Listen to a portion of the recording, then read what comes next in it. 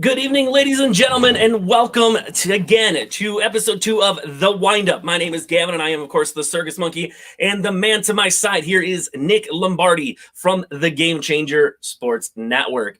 How are we doing today, Nick? I'm doing great. Listen, I guess we did okay the first time around. We didn't get canceled. We didn't get canned. We're still allowed to work all the machines here. I guess we're doing okay. We can only do it thanks to our great fans who are watching us right now. Absolutely, yeah. We did well enough. We started off the week of all new shows. I know we talked a little bit about last week, but every single day of the week outside of Friday, Game Changer has a show for you. We have the shows throughout the week with Game Changer, and then on Saturday, Talk Interference, and then Sunday, my show of Circus Monkey Sports. And of course, one of our super fans, Heather Young, is here. Heather, how you doing? Hey guys, how are you? Heather, always been count on Heather, man. She's great. Every show. I think Heather has been on every show pretty much, making sure that she's there, sharing, commenting. We love you, Heather. Absolutely. Thank you so much for that. So like I said, this is the Windup. This is our baseball show. Again, we will have something going on every day of the week other than Friday, but Nick and I are here to talk baseball. My favorite thing in the world to do. It is the sport I played the most, and obviously I know them, love them all. We talk about them throughout the week, but here we get to talk about America's greatest pastime. So Nick, let's jump right into this, and let's start out with what we did last week. Let's go over some of the standings. Anything that jumps out to you specifically that is gone? Anybody has done crazy good this last week? Anybody you want to highlight, good, bad, or anywhere in between? I think we'd be remiss to not talk about the Colorado Rockies off to an insane start. I mean, they're the best team in the MLB right now, 11-4. I mean, can you get any better than them right now? They just seem to be doing all the right things, Gavin. They're on a plus 31 run differential right now, which is just an unreal number. Only one team has a higher run differential, but they're actually behind them in the standings, and that's the Los Angeles Dodgers. So absolutely, Colorado is playing lights out baseball. You got Matt Kemp playing like a young man again out there, and then Charlie Blackmon, if I remember correctly, I'll pull it up to double check, is yes, he is leading all of the MLB in batting average, hitting .458. Unreal numbers. I know a lot of people talk about the Colorado being such a great ballpark for hitters, but they talk about home run power. But when you got a guy hitting .458, there's more talent there than just home runs. It's unreal, an unreal situation. And like we talked about last week, and what we're going to always talk about as this season rolls on, it's so much more condensed, and it's so much more important every at bat. An interesting stat that I saw the other day is if you looked at last weekend's doubleheader games, because obviously we're doing these 7-inning doubleheaders. These were not quick games. These were 5-hour situations. Every at bat is calculated. Every pitch is well thought out. So when you have a guy hitting numbers like that, you gotta feel good. You gotta feel like he is just in primo mode trying to get his team a win. Absolutely. Yeah, it's just we got a couple. Oh, Dominic, we got a couple other of our super fans jump in, and got Luther, who was with us just about every day last week. Got my good friend Dominique. She's living through a pretty rough storm in Chicago right now with 4% battery left. So thanks for joining in. And she's spending that 4% with us. I love it. Can't thank you enough, Dominique. Absolutely. We got this scrolling through. So, yeah, 4% battery, staying in there. Stay safe. That's more important than watching the show. Get to the basement if you need to. Or in the Midwest, we have those. The other teams to watch out for, a little bit of surprise. I hadn't even actually looked at the standings yesterday until again this morning. I look at a team that surprised me, and we'll get into more of this team a little bit later. But the Oakland A's. Right? Oh, yeah. They're playing some darn good baseball as well. Their run differential is only plus 23, but they're sitting at a 12-4 record, and they're on a win streak of 9 games. Yeah, they're doing fantastic stuff. Obviously, the big news coming out of them this week is the brawl they had with the Astros. I mean, hey, as a Yankee fan, I'm never mad at that. I'm just kidding. I should be impartial here. But definitely a big moment that happened for them, and we know that there's definitely going to be repercussions for that coming down the pipeline very soon, if there's not already been some, if I didn't catch it.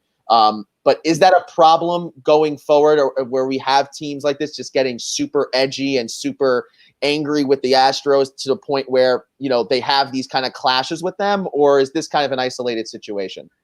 And there's a lot that goes on with this situation with the A's, right? And part of it's going to answer one of Heather's questions about if the Cardinals should cancel their games or not. But with this situation, it seems like there's been a problem in just about every series that Houston's played a part in. And I'm not specifically blaming Houston. At the end of the day, this falls on Manfred and his inability to lead the league in the direction it should have gone in.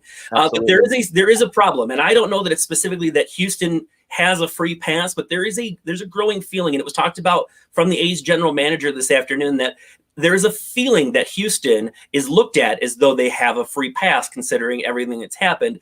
And because if they retaliate against Houston for any reason, for whatever reason, they're going to be the ones that are going to end up having the consequences brought down on them.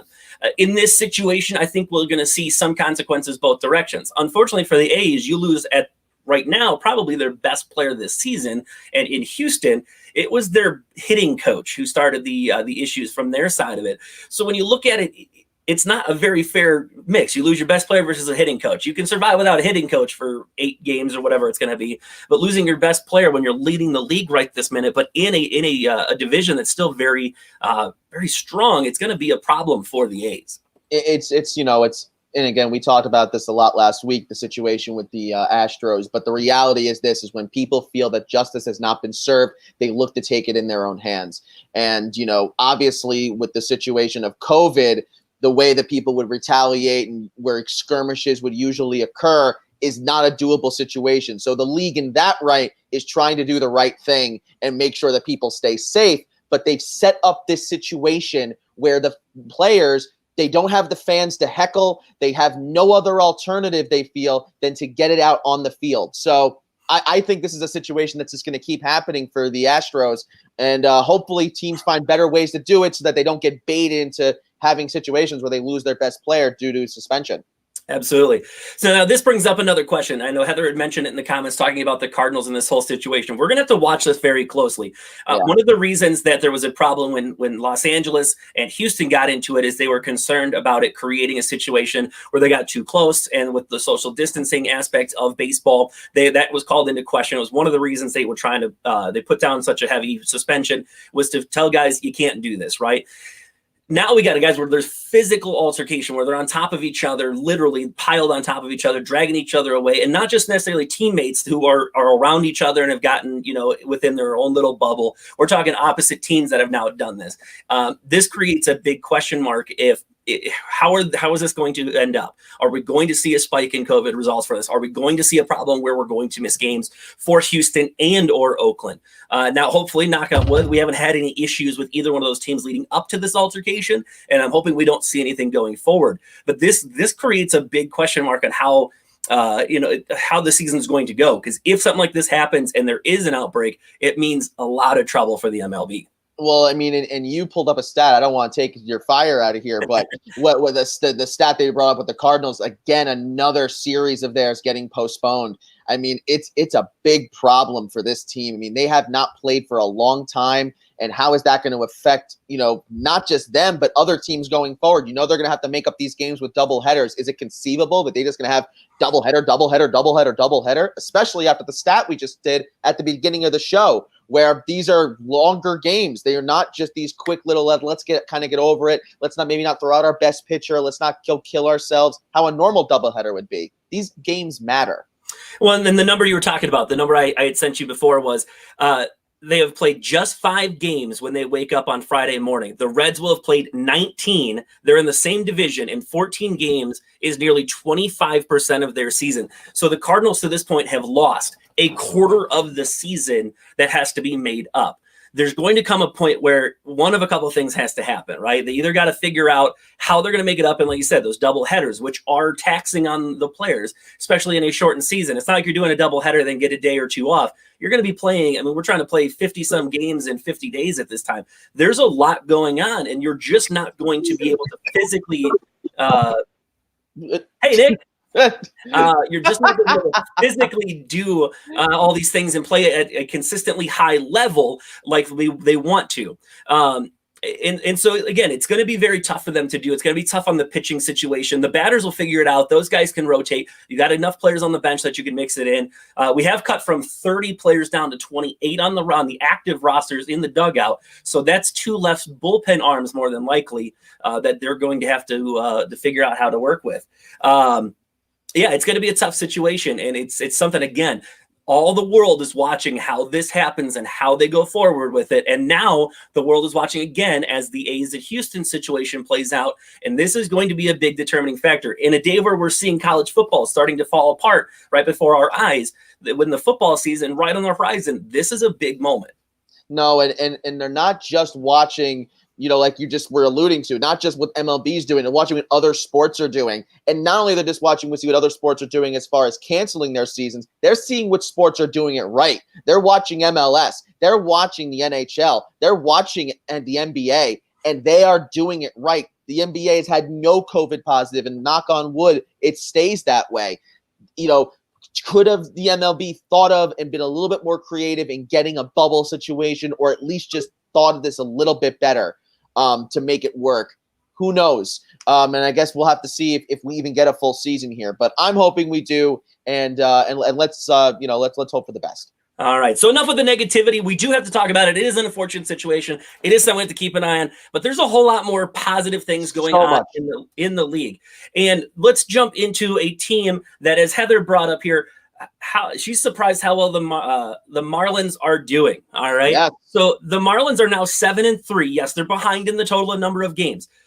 They have a small positive in the run differential, but they're winning ball games, and they're win percentage wise a half game ahead of Atlanta, who's playing incredible baseball. Right. So Miami, where are they coming from? We're talking guys that have now lost actual starters and are playing with backups again. What do you attribute this to? I mean, is it just a weird season? I think it's a weird season, and I think it's a case of the matter of people go to play the Marlins and they go, this is the easy squad, and then they get smacked, or they don't realize that this is going to be a competitive ball club. It reminds me of what happened earlier this season when the Yankees played the Orioles. They thought they were going to go win, sweep them under the rug, it'd be real easy, lemon squeezy. Boom! They had a competitive game against them. The freaking Yankees almost lost their first game in, the first time in 19 games. They had a streak going until Aaron Judge bailed them out. So I think it's a mixture of a weird season. They're, a little bit, kind of have a little bit of fire because I think everyone kind of came down hard on them after they were the first ones to have this outbreak. They have a lot of steam. Those are young, hungry guys that they probably were not going to have the opportunity to play like they do now. So they're like, let's just go for it. Let's play it out. Here we are. It's a weird season. It's going to have an asterisk, but let's make it a good asterisk. I agree with you. I don't know that they're going to. We'll find out if they can maintain this throughout the full season. But we'll find out. I mean, they're going to be hot. They're going to be, like I said, they're feisty. They're ready to rock and roll. But then you're going to run into a team, and I'm going to defer to you on this one. This is your team. You got a team like the Yankees. Now, the Yankees are in a unique situation themselves. They're playing good baseball, but they just lost Giancarlo Stanton. Right now, the good part is you still have the home run and RBI leader in Aaron Judge on the team. But where does it leave them losing a guy like Stanton? Is this going to have a long-term effect, or are we going to be able to find a way? Are the Yankees going to find a way to be able to pick up for where he left off? Well, I mean, first of all, I have to say my Yankees right now, I'm a little unhappy. Definitely losing what last 5 of 7 games, I think, or something like that. Not a good situation for them. As far as the deal goes with Stanton, what's amazing is that you can lose a guy like Giancarlo Stanton and still feel like you could find patchwork to make it work. You don't feel like you've just lost the National League MVP, the guy who had 50-plus home runs. It's shocking that they're so stacked in that regard. Obviously, he's not your go-to left fielder. You have an abundance of left fielders. You have plenty of guys you can put at DH. And that's what a lot of Yankee fans are asking right now is, well, what are you going to do right now? Are you going to have it that, Tauchman is the guy? Is it Clint Frazier? What's the situation? I know that the latest news is that Clint Frazier may or may not have been getting a call up. Personally, to me, when it comes to Clint Frazier, if the Yankees had believed in him and they wanted him, they would have been doing stuff with him already. I think that, he's such a good player. He obviously has the talent. His defense is not there totally yet. He needs to work on that. I'm always a believer of the way you get better at something is you keep doing it. I think putting him in live ball games is the way to develop Clint Frazier, not just putting him with guys who he is so much better than. Well, and the tough part is it's just scrimmages versus actual gameplay. And as much as you can get out of a scrimmage, it's not the same as facing a guy that is literally trying to beat you and take money away from you. You're scrimmaging your own players, your own team, and that's one thing. It's not the same, though. And it's not the same as playing in Scranton or playing in, in New Jersey with Trenton. Absolutely. It's just simply not the same. But as we've been talking about and we keep doing with this whole theme, these are important games. Everyone matters. And what we've seen with the Yankees the last couple of games is when you make stupid mistakes, teams beat you. And that's what the Yankees making tons of mistakes. Aaron Hicks making tons of mistakes. Infield, dopey mistakes. That can't be the case. And I guess, they look at the stats and they say to themselves, what's a better situation? Is it a better situation to platoon Gardner and Tauchman or to bring up Clint Frazier? And I think they're going to choose to do the latter there because I just think it makes more sense. Perfect. So let's jump into the comment here from Luther. Why is Bumgarner struggling so much? He used to be a great ace. What happened to him?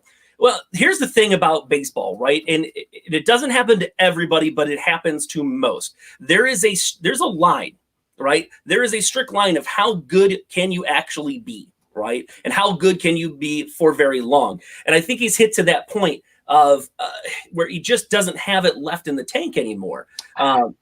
Maybe I'm wrong, but he has pitched so well for so long. He pitched a lot of innings and he threw hard baseball. It wasn't like he was throwing 50-mile-an-hour, knuckleballs like Tim Wakefield back in the day. Definitely something that's different. If we're pulling up, we got the stats pulling up. I'm reading off my computer here.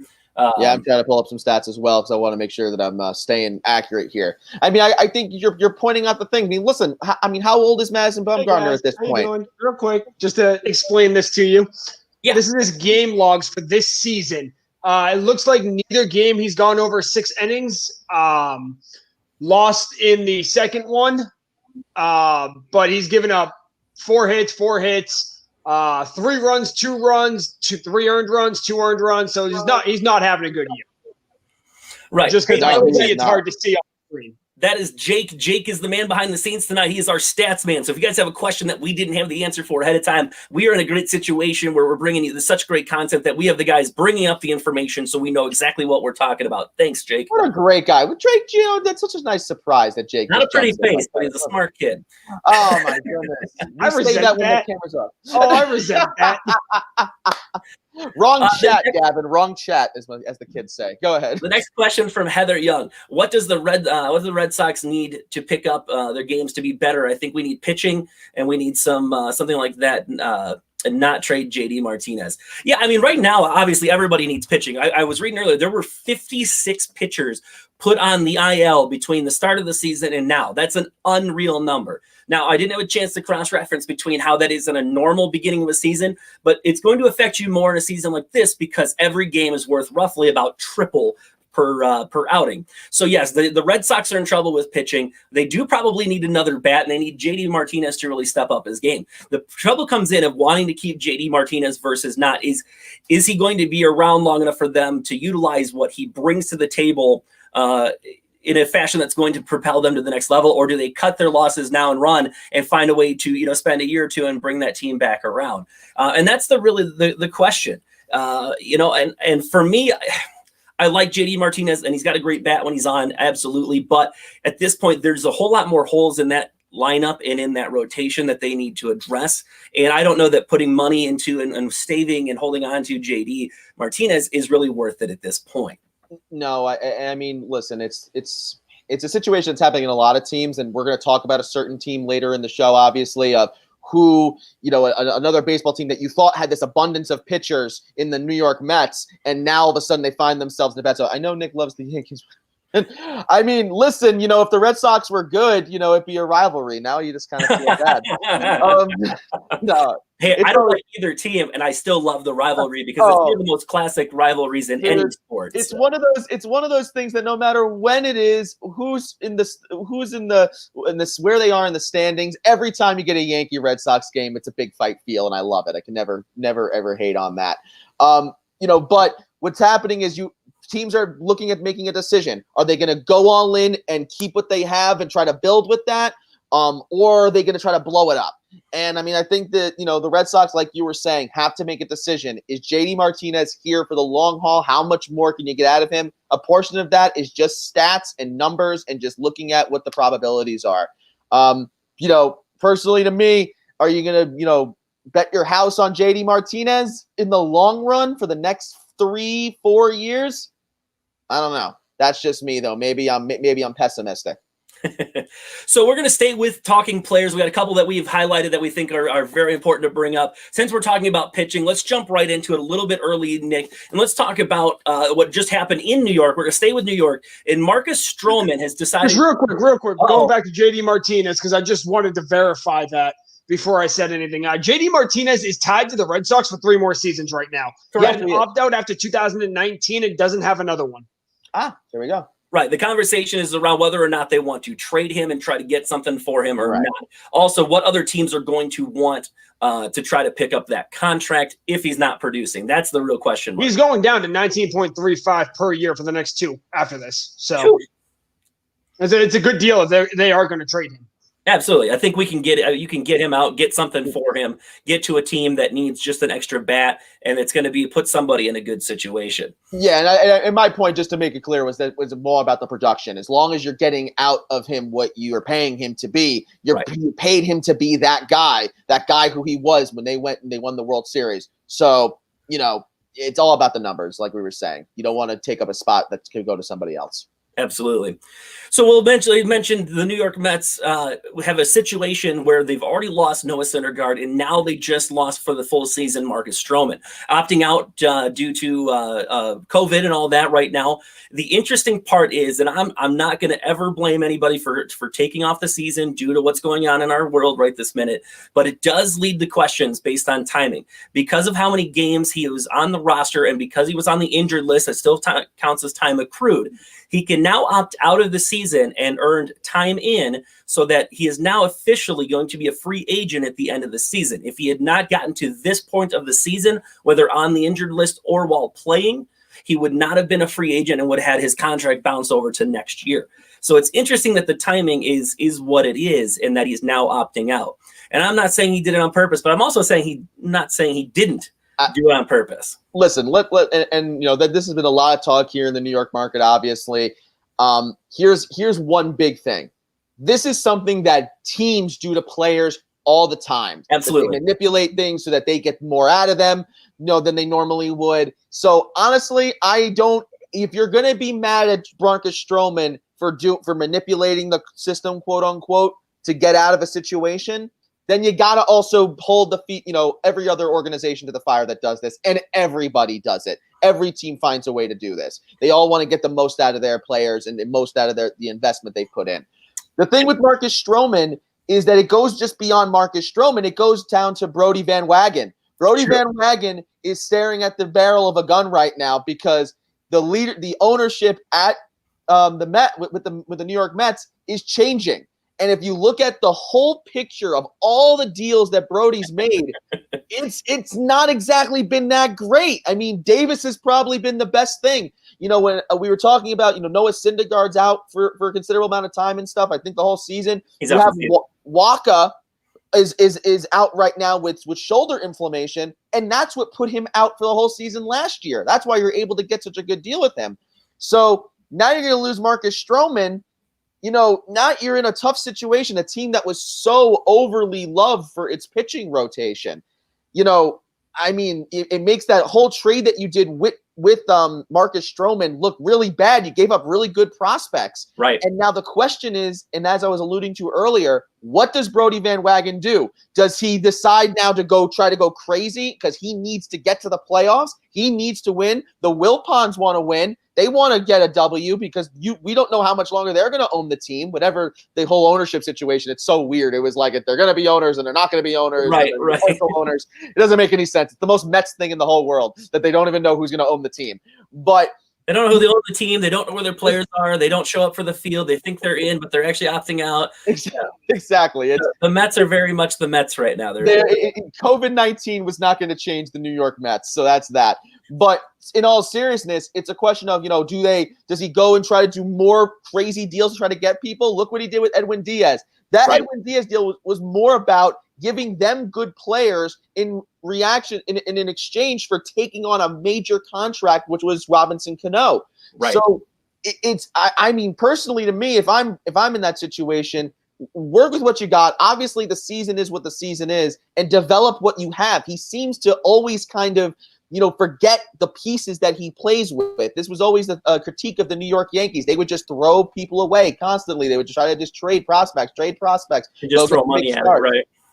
And sometimes you have to develop the players. The Mets for a while were known for a really good farm system. They got to get that back. So we have a question from Heather Young, and it's how much is Bogaerts worth, and is age worth the money the Red Sox are paying him? I look at Bogaerts in a similar situation as JD Martinez, both very solid players, both guys you can build around. But is that enough for those guys? I mean, they got Verdugo and stuff in the outfield who's been playing some lights out baseball himself. And so do they feel like what they picked up in some of those trades is going to be enough to keep those guys around and want to jump into it? Nick, Jake, what do you got for us? Hey, how are you? So Xander Bogaerts, if I remember correctly, and I do, just signed a 6-year extension last season. So there's no chance he's getting traded. He's not going anywhere. It's $20 million for each year, and he's tied to the Red Sox to 2026. He's not going anywhere.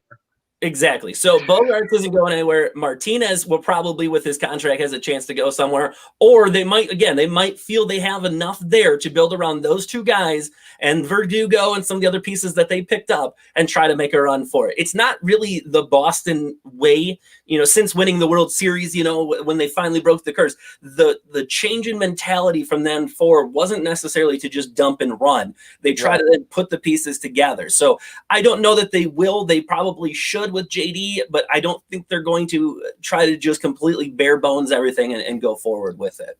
I don't know if you're going to really be able to find some place that's going to take on that Bogaerts contract. That's a pretty intense contract there. So I don't think that's going to happen. And they need a shortstop. Why? He's still a serviceable player. He's not bad. So, and I don't think you're in any position to try to get rid of that, standard right there at shortstop. Now, if we're talking shortstops and we're talking contracts, there is a shortstop in the National League who they're talking about today is due for a major contract himself. Now, the guy we're talking about plays in San Diego, and he is Fernando Tatis Jr. This man is hot. He is as hot as it gets in Major League Baseball. He has 8 home runs, and he's tied for the MLB lead with 8 with Aaron Judge. Right now, they came out and said that he is the first player to have 30 home runs and 20 stolen bases in his first 100 games. Now, again, you can make up any stat any time to fit whatever narrative you want. It's easy to do that. But a 100-game mark is a pretty good number, especially when you factor he was injured at the end of last season. You got Fernando Tatis Jr. just playing some great baseball. He's a solid defensive player. He hits the ball well. He's a leadoff hitter. He's got 8 career leadoff home runs now. So you're talking about a guy that can get on base for average. He's hitting it was 333 when I last looked this morning. He's hitting over 300, has 8 home runs on the season. It's just incredible baseball. And that team down in San Diego is a lot of fun to watch right this minute, right? You got Machado finally coming together. You had Will Myers putting some balls in seats. You still got Eric Hosmer at first base. It's a fun team to watch. But Fernando Tatis Jr. In just a very short while will be one of the faces, if not already, of the MLB. Yeah, I'm looking at his stats right now. We're talking about 30 home runs over the first 100 games. These stats are, 30 home runs. That's first slugging, 265 slugging, a 1.01 OPS, 127 hits, a 320 average, 71 RBIs. He's in the top 2, in every category of those. Just lighting it on fire right now. And in San Diego, another team that we didn't think we'd be talking about in August. But here we are talking about the San Diego Padres making things interesting. Sitting at 9-7 in the division on a 1-game winning streak. And they're only, they themselves are 2.5 games out of the division. Still got plenty of time left for it, but they're being led obviously by Tatis Jr. Super fun to watch. If you guys don't follow him on Instagram, you really should. The guy just seems to be just living that good life. He's a young star he's having a good time. He's out there playing ball. It's a lot of fun to watch, both on the field and off. So I encourage you guys, especially if you guys don't, follow their Instagram accounts and stuff like that. It's really cool to watch the players grow. I mean, I started watching you guys like Mike Trout and everything as they came up, Christian Yelich. It's really fun to watch those guys off the field as well. And some fun numbers here. They compared Tatis Jr. to Mike Trout and Alex Rodriguez through their first 100 games. And just the three little stats I want to bring up to you is home runs, RBIs, and stolen bases. Mike Trout, through his first 100 games, had 15 home runs, 52 RBIs, and 27 stolen bases. Mr. Alex Rodriguez, when he was a shortstop, had 14 home runs, 58 RBIs, and 9 stolen bases. The man we're talking about right now has 30 home runs, 70 RBIs, and 20 stolen bases. The guy, if he's able to keep up this heat, he's on track to be a major, major star. And he might already be there. He's definitely one of the stars of the game, but you're absolutely right. He's on pace to stay in that category with some of the greats that we've seen all time. Now, speaking of greats that we've seen all time, it's hard to not argue with what Shane has to say here himself. Just throw that out there for just a moment. You can't trust any Canadians when they tell you something. It's always some ulterior motive. And I'll just say this, the studio is nicer than the mustache. I'll just put it that way. I put more money into the studio than I have the mustache. And a quick cheap plug for our friend Shane. Make sure you watch them when they talk hockey, or excuse me, yes, hockey. He talks hockey, right? He's Canadian, supposed to. Him and Tim talking hockey later in the week. So make sure you check that out. All right, so Tatis Jr. on a tear. Let's talk about another young star that started out really kind of rough and has really bounced back around, and he's doing great things for his team. We're talking about the Atlanta Braves outfielder, Ronald Acuna Jr. Started out this season just striking out left and right, wasn't getting on base, didn't have the power there. He had 1 home run going into yesterday's doubleheader, and in fact, he ended up hitting 3 home runs between the 2 games. Which finally got him back on the power numbers, and he has the team finally bouncing back. They're sitting at 11-6, a half game, strictly based on winning percentage behind Miami. Obviously, we know with Miami not playing a lot of the games, but Acuna Jr. was a guy that going into the season, everybody expected to be in the running for MVP of the National League, and he started out a little slow. The good news is we're starting to see him and other players that started out with kind of a rough start kind of coming around. It's important for Acuna to come around. That Braves team needs him. Freddie Freeman and others are going to be there as well, but Acuna is a very important piece to that team. He's essential to that team. I think yesterday went 4 for 4 with 2 home runs. I mean, we saw last year in the season prior how important he was to this team. And like you said, I mean, obviously, there were some players that had slow starts this season. Again, it's a weird season, a weird makeup, but he needed to pick it up. And right now he is. Hopefully he can keep it going. So speaking of other players that are finally getting it going, Christian Yelich of the Milwaukee Brewers finally getting it back around. His average still isn't great, but he was hitting under 100 up until this last weekend. He's finally hitting 149, but considering it was about 100 points lower than that, he now has 4 home runs, and one of them, I don't know if you watched the game or not, or watched the highlights. He hit an inside the park home run, which is great. As a Brewers fan, I enjoy watching the home run. It's exciting for any fan to watch an inside the park home run. But did you see what led to that inside the park home run? I know that he hit the inside the park home run. I know that some wacky stuff happened. I'm trying to remember what it was now, but I'd be lying to you if I say I did. So they're playing the Chicago White Sox, and the left fielder's running down the ball. This is very important for fans. They don't want to ever see this. It felt like he misjudged it at first, which is fine, and then he started to chase it down, then he lollygagged, and he missed the ball and then fell into the netting and he almost seemed to exaggerate the fall, almost to say like, okay, I screwed up, but I'm gonna play it off as if I fell into the netting, and it's causing me not to get back to the ball. And then he stayed in the netting and then finally got back up. By that time, Yelich is pretty much already rounding third at that point, didn't have a chance to go for it. So while I'm excited to watch Christian Yelich run an inside the park home run, it was really kind of poor baseball to watch that led to an exciting play because of a major error. So it's just something you don't want to see from an exciting young team in Chicago. You see one of their stars playing in the outfield and just not actually run that ball down full go and then give up a home run to a struggling guy. Now, Christian Yelich took that opportunity, and then he ended up having 2 hits in the next game and then another 2 after that, including a home run and a triple in the following game. And that might have been what gave Christian Yelich a spark, right? You get that one thing that finally goes your way in a situation that probably shouldn't. That ball probably should have gotten caught.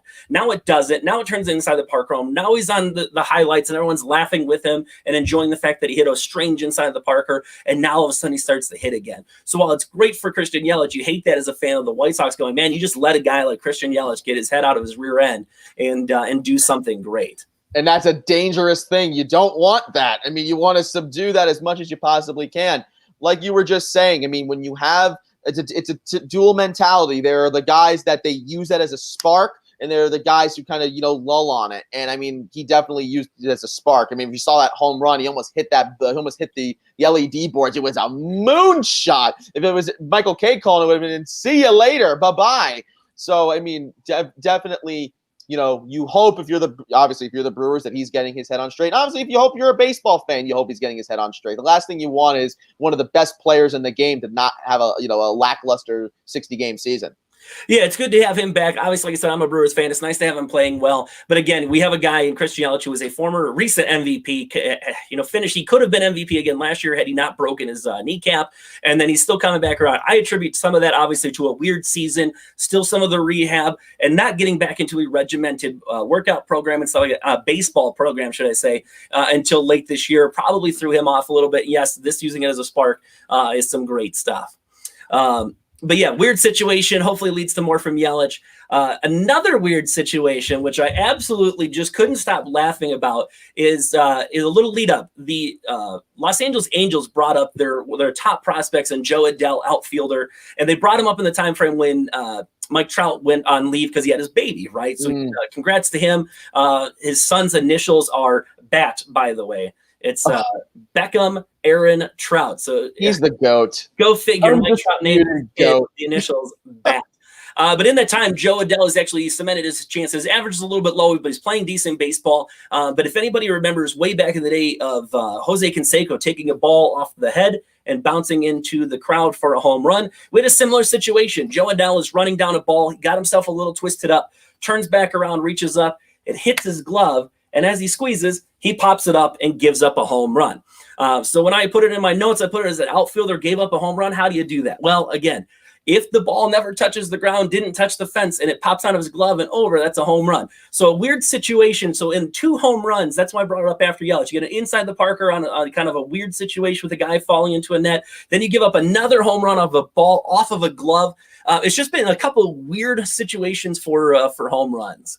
No, 100%. And it's also what I've been noticing also is that it's either that there's weird situations for home runs, or when you have hitters that are hitting bombs that are isolated. And that's what I've been noticing with the New York Yankees is that they can start of the season they were hitting grand slams, they were hitting, and it was consistent home runs. Obviously they had a streak of like every game they had a home run in it, but they've started to kind of dwindle, and then there'll be guys who hit a moonshot, but it doesn't really help your cause because you're not having great situational hitting. So a lot of weird stuff going on.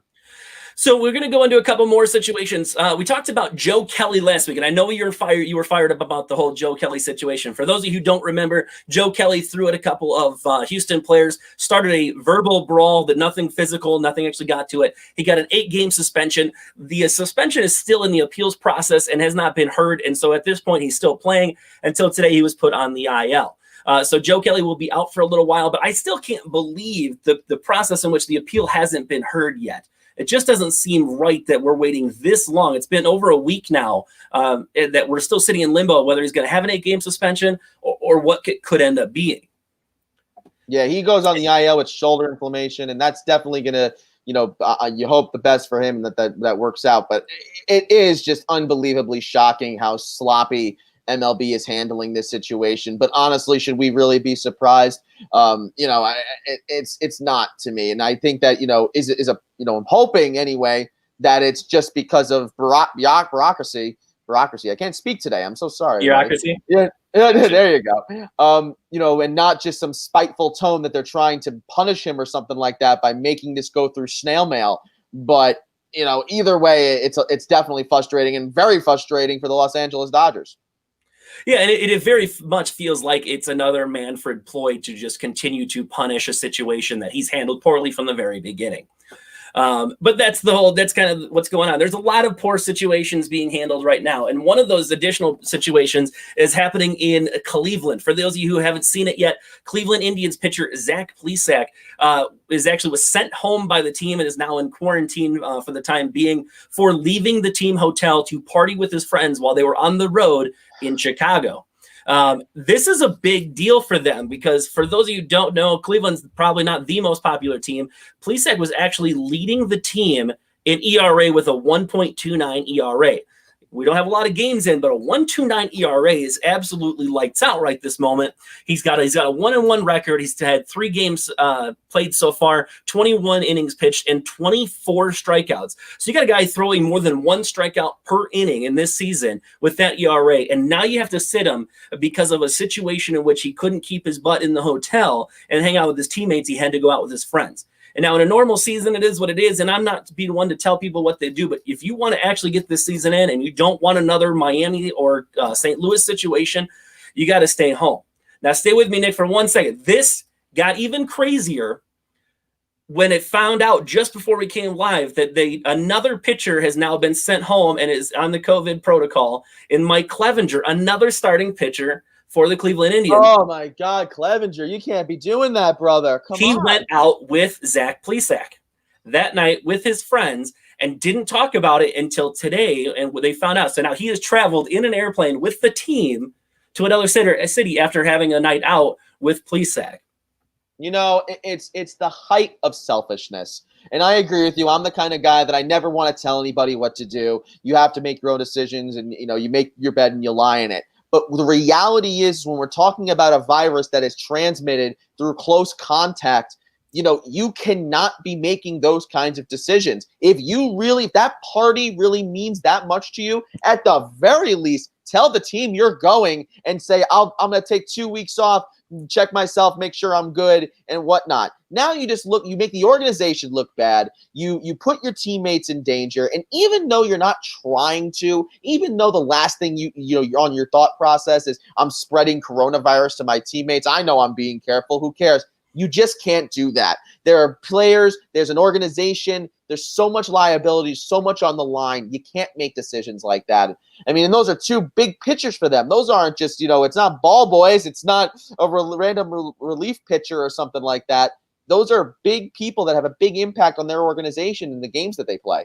Well, it's not like they've lost all their games this season either. They're sitting at 10-7 in the standings. They're a half game out of first place in a division that is incredibly hot. You got Kansas City, which is the only team under 500, but you have the Chicago White Sox at 8-8. You got Cleveland at 10-7, Detroit at 8-5, and Minnesota at 10-6. You have a hot division, and you need your best players when you need them, especially in this season with so many injuries to pitchers.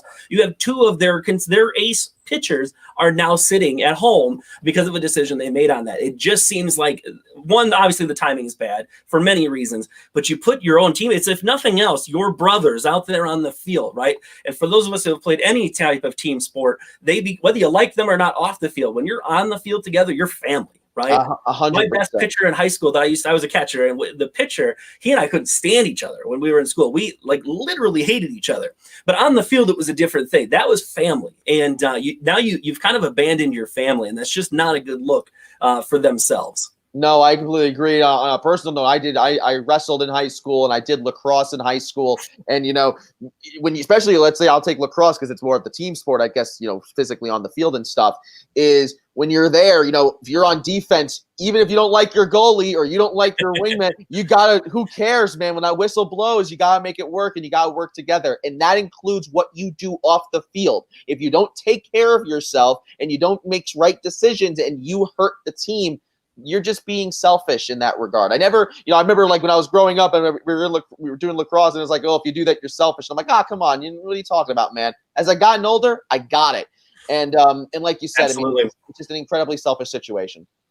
So we're going to talk about just a couple things about some of the league leaders and things, and then we're going to get into the topic you wanted to bring up really heavy this week. We're going to talk about one more thing before we get to yours, and then we'll try to probably end up closing out with your topic.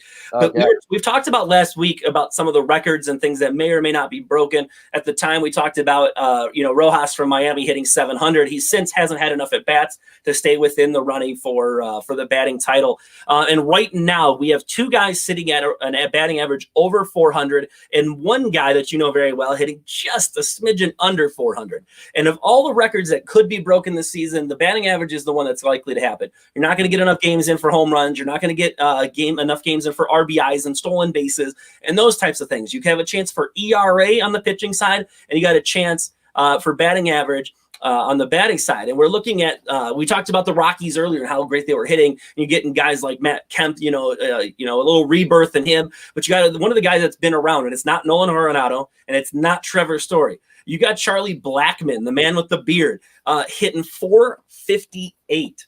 That is just some crazy numbers. Then we go down to the Giants, and we got Solano hitting 455. And then, of course, like I said, one guy just under 400. You got DJ LeMahieu hitting 397. Those are some stupid numbers, and several other guys in the mid 300s that could go off. But as of right now, you got three guys that are viably batting at 400 average. Do you feel like we're going to potentially see someone stay over 400 this year? I do. I really do. I think that, especially the three guys you just named, and of course my beloved DJ LeMahieu, the lay machine himself, it's hard to find a hole in these guys' bats. It's just not there right now. So, I mean, I think especially these three guys specifically, they're so important to their team of not just being big power hitters, but being contact hitters, being great situational hitters. And they are placed in their lineup specifically to be those guys. And I think that, as the season goes on, pitchers are going to have to throw to these guys, and they're going to keep getting hits. Well, and to your point about what you said, it's more than just the power numbers with these guys. We talk about DJ LeMahieu batting 397. His on-base percentage is 426, so he's getting on base. He's only got 2 home runs, so he's not bad. He can bat for power. He has the pop in his bat, but right now he's getting on base, right, which is important for the average. You got Donovan Solano, like I said, he is batting 455, but his on-base percentage is 476. Only 1 home run, so not relying on the long ball. Also, when you're not relying on the long ball, it usually means less strikeouts, and that's a big thing. Then we jump to Charlie Blackmon, again, batting 458. He's got a 492 on-base percentage. Nearly half of his at-bats are getting him on base, and he's got 3 home runs. So he's essentially up in the upper part of the home run race right this second, but he's doing it by getting on base, which is incredibly – I mean, to be on base almost half the time at any point in the season past the first week is an incredible situation to be in. So I think we have a chance to see one of those guys break 400. No, I mean, listen, it's all about getting on base, and all those guys are getting on base, creating opportunities, not just to score runs, but to get others to help them score, come around the diamond. That's what is important. So any other players that kind of jump out to you right now that you want to tell everybody to kind of take a look at, keep an eye on, or should we jump into your topic? I'd be trying to just grasp at straws, and I'd look absolutely ridiculous. So let's just move on into maybe the next topic. I mean, guys, can we just give all the props in the world to Gavin? Just what a professional here. I am a buffoon here in my lounge chair trying to look quasi-professional, and I have this guy here with a studio set up. I feel like a child. And obviously the big topic I wanted to bring up to you is Mr. Angel Hernandez. Breaking news, everybody. Angel Hernandez is not the greatest ump in the world. I didn't know, maybe you didn't know that, but I was just watching the Yankee doubleheader with the Phillies the other day, and it's just, I mean, I'll ask you this, Gavin, and maybe I'm just being rude, but how much longer is the MLB just going to tolerate inconsistency and just ridiculous, over-the-top bad calls by a person? Jake, why are you staring there? What is this? I don't know what you're trying to do. Angel Hernandez isn't even the best ump on the field at any given time. So here's the problem when you know the name of an umpire, it's either one of two things. They've either been around so long that they've done every World Series since you were a child, or they're terrible. And in this case, he's terrible. Just a little bit bad. For those of you, I watched the game and I watched some of the highlights of what you're talking about. as a catcher, one of the goals was you try to get those corner pitches to be called strikes. Of And course. you either do it by having a bad umpire or by framing the pitch and getting it in just right. And in this situation, the catcher didn't even have to, couldn't even frame the pitch. If this was the edge of the zone, he was catching it over here and still getting strike 3 called. And your question about how long do you have to endure this? How long do we have to be put through this? Unfortunately, it's going to be until Angel Hernandez retires, because the MLB, as many professional organizations with referees and stuff in other sports, essentially once they're in, they're in. It's a union process, and unions have their place in protecting the people and all that. I get that. But in a situation like this, you have a guy who just doesn't seem to care to try and get any better. And again, if it's an umpire and you know his name, more often than not, he's terrible. He brought up a lawsuit. We're not going to get into the politics of this or anything, but it was around a discrimination case against the MLB for how many playoff games and World Series games and those types of things that he had umpired in. When it comes down to it, he, in my opinion, just coming from the research I've done, the games I've watched, and I've watched a lot of baseball, he just has been so bad. He's been voted by the players as one of the worst umpires in the league every single season. There's a reason why only reason he's become a crew chief in the MLB is this season is because the crew chief actually opted out due to COVID, right? So the only reason he's in a position of authority within the umpire association is because someone else stepped down.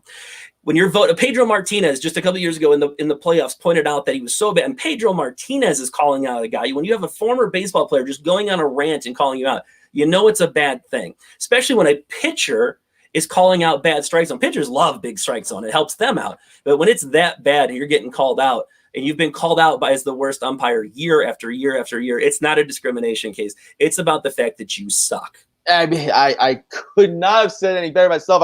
I'm willing to go to Angel Hernandez's house and pour this cold water on his arm after that burn you just gave him, Gavin. My goodness gracious, you might burn his house down with all that fire. But it is what it is. And listen, I'm not a guy who calls for anybody's job in anything. I don't call for a person's job when I'm watching baseball, football, when I'm watching professional wrestling, because listen, everyone's trying to make money. Everyone's trying to put food on the table for their families. Everyone's doing the best they can. I agree to that. But you just get this sense from Angel Hernandez, this disdain, this chip on his shoulder, and he doesn't, like you said, look to want to get any better. It's almost as he knows that he has his strike zone, and he revels in the fact that that's his strike zone, and if you don't like it, too bad. I mean, you're watching that doubleheader with the Yankees and Phillies. It's the end of the game. You're in the last inning, and and Phil Nevin goes off on him a little bit, not even a lot, and he throws him out of the game. I mean, what a petty person. I mean, and again, I'm not trying to be rude. I've never met Angel Hernandez. He might be the greatest guy in the world if he was my uncle, but there's just something about the guy that he just seems that he just has this disdain and anger for everybody. And I mean, any game I watch with him, and that's the thing too, it's any game you watch with him, there's egregious calls. Every single Not just behind the plate. Not just behind the plate at all. And it's just, it's whether he decides to eject somebody, whether he was a first base umpire, and when I was at the Yankees Red Sox ALCS game or ALDS game in Yankee Stadium, and every single call he made, they had to overturn with replay. Yeah, that's so bad. I mean, how can you possibly have that position? You can't do that. Performance matters in this situation. To your point with performance mattering, so you have a starting pitcher, and he's supposed to be good, maybe not your ace, but he's a good pitcher, and he walks the first 4 batters, and you pull him and you put in a new reliever, right? Then the next game, you go, okay, it's a game. Let's get back out there. And he does it again and again and again. He consistently walks 4 guys in a row or gives up runs way too early. Do you keep throwing the same guy out there in the same situation, or do you pull him back and get him to focus on the fundamentals? Do you get him to pull back and focus on what the mistakes are? They have tablets that sit around. They're not using them this season and stuff, but they've used them in the past where they can sit there and watch and say, you're doing this with your arm angle, you're swinging, you're dipping your shoulder when you're swinging, all those things.